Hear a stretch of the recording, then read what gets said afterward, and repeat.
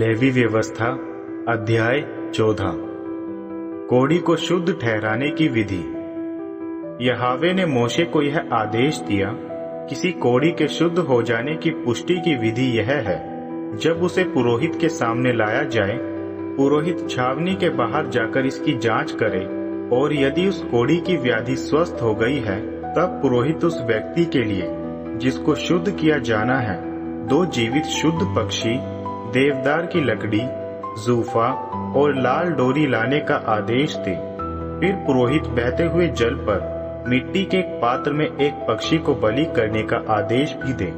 इसके बाद वह उस जीवित पक्षी को देवदार की लकड़ी, लाल डोरी और जूफा के साथ लेकर उन्हें तथा उस जीवित पक्षी को उस पक्षी के लहू में डुबा दे जिसे बहते हुए जल पर बलि किया गया था।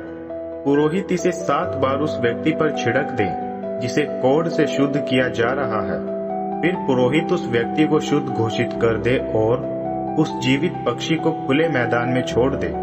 फिर वह व्यक्ति जिसे शुद्ध किया जा रहा है अपने वस्त्रों को धो डाले, अपने सारे बाल मुंडवा ले और स्नान करके शुद्ध हो जाए। इसके बाद वह छावनी में तो प्रवेश कर सकता है, किंतु 7 दिन तक वह अपने घर से बाहर ही निवास करे। 7वें दिन वह अपने सिर के बाल, दाढ़ी तथा बोहों और अपने समस्त बाल मुंडवा ले, अपने वस्त्रों को धो डाले और स्नान कर स्वच्छ हो जाए। 8वें दिन वह 1 वर्षीय 2 निर्दोष नर मेमने, 1 वर्षीय निर्दोष मादा भेड़, अन्न बलि के लिए तेल मिला हुआ 5 किलो मैदा और 1/3 लीटर तेल ले। फिर जो व्यक्ति उस व्यक्ति को शुद्ध घोषित कर रहा है, वह मिलन वाले तंबू के प्रवेश स्थल पर उस व्यक्ति और इन वस्तुओं को यहोवा के सामने भेंट करे। फिर पुरोहित 1 नर मेमने और 1/3 लीटर तेल को दोष बलि स्वरूप लेकर लहराने की बलि के रूप में यहोवा के सामने भेंट करे।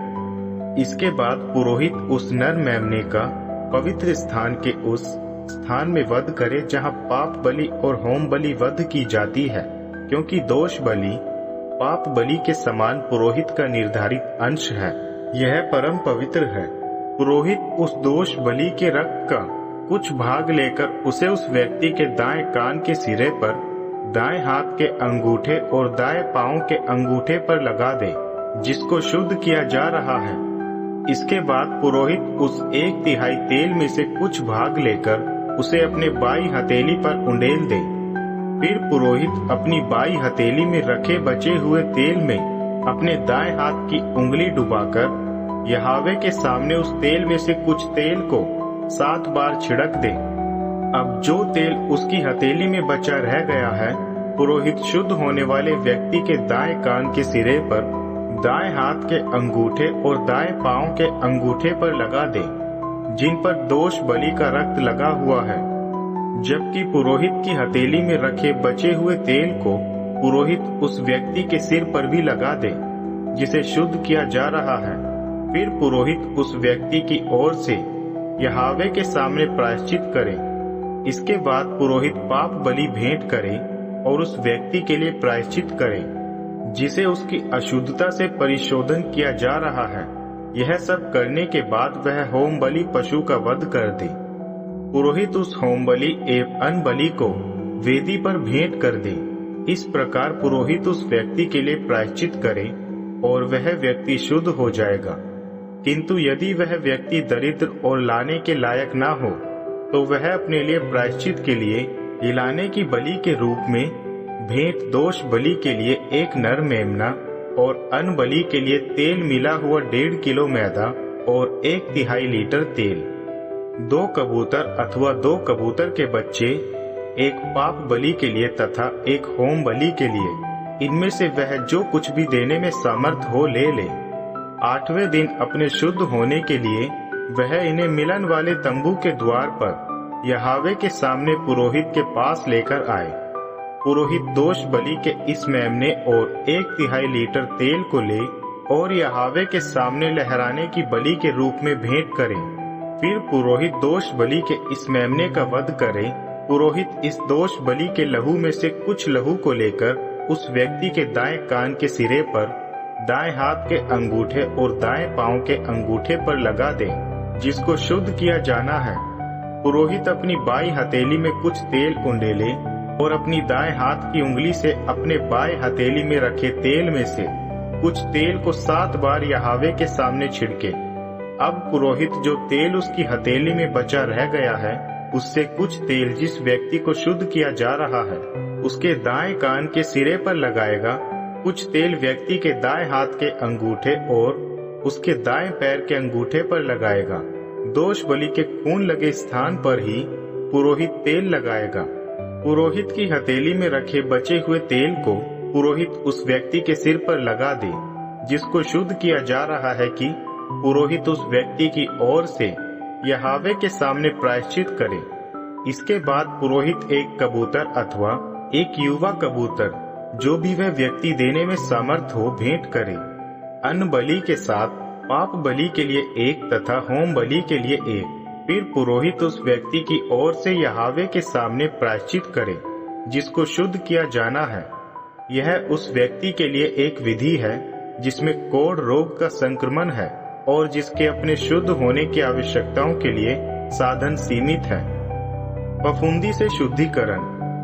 फिर यहोवा ने मोशे और अहरोन को यह आदेश दिया, जब तुम कनान देश में प्रवेश करो जिसका अधिकारी मैंने तुम्हें बनाया है, तुम्हारे आधिपत्य देश के एक आवास में कोढ़ रोग की फफूंदी मैं लगा दूंगा।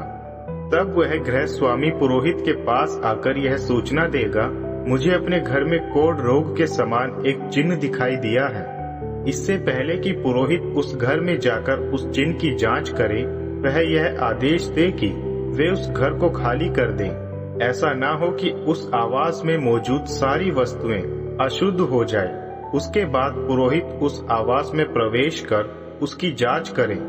वह उस चिन्ह की जांच करे और यदि घर की दीवारों पर यह चिन्ह हरी अथवा लाल सतह से नीचे दबी हुई प्रतीत हो, तो पुरोहित उस घर से बाहर निकलकर प्रवेश द्वार पर आकर उस घर को 7 दिन के लिए उसे बंद कर दे।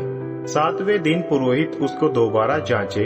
यदि वास्तव में वह चिन्ह घर की दीवारों में फैल गया है, तो पुरोहित उन्हें यह आदेश दे कि वे उन चिन्ह युक्त पत्थरों को निकालकर नगर से बाहर कूड़े के ढेर पर फेंक दें। इसके बाद पुरोहित उस संपूर्ण घर को भीतर से खुरचवा दे और वे उस खुरचन को नगर के बाहर अशुद्ध स्थान पर फेंक दे।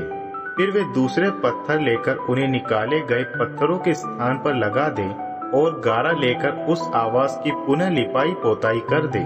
किंतु यदि उसके द्वारा पत्थरों को निकलवाए जाने, घर को खुरचे जाने तथा पुनः पलस्तर लीपे पोते जाने के बाद उस घर में वह फफूंदी फूट पड़ती है, तो पुरोहित उसमें प्रवेश कर उसकी जांच करे। यदि उसे यह प्रतीत होता है कि वास्तव में वह चिन्ह आवास में फैल गया है, तो यह उस आवास में एक असाध्य रोग है, यह अशुद्ध है, इसलिए उस आवास को ढा दिया जाए। वह उसके पत्थर, लकड़ी और संपूर्ण पलस्तर को नगर के बाहर अशुद्ध स्थान पर ले जाए। इसके अतिरिक्त यदि कोई व्यक्ति उस समय में उस घर में प्रवेश कर ले जिसे पुरोहित ने बंद कर दिया था, तो वह व्यक्ति शाम तक अशुद्ध रहेगा। इसी प्रकार जो कोई व्यक्ति उस घर में विश्राम करता है या भोजन कर लेता है, वह भी अपने वस्त्रों को शुद्ध करे। यदि इसके विपरीत पुरोहित उस आवास में प्रवेश कर निरीक्षण करे और यह पाए कि उस घर की पुनः पलस्तर करने के बाद वह फफूंदी वास्तव में नहीं फैली है, तो पुरोहित उस आवास को शुद्ध घोषित कर दे, क्योंकि यह रोग उसमें पुनः प्रकट नहीं हुआ है।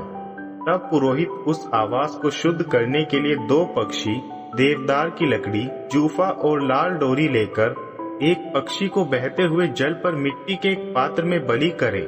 इसके बाद वह उस जीवित पक्षी के साथ देवदार की लकड़ी, जूफा और लाल डोरी को उस बलि किए हुए पक्षी के रक्त तथा बहते हुए जल में डुबाकर उस घर पर 7 बार छिड़के।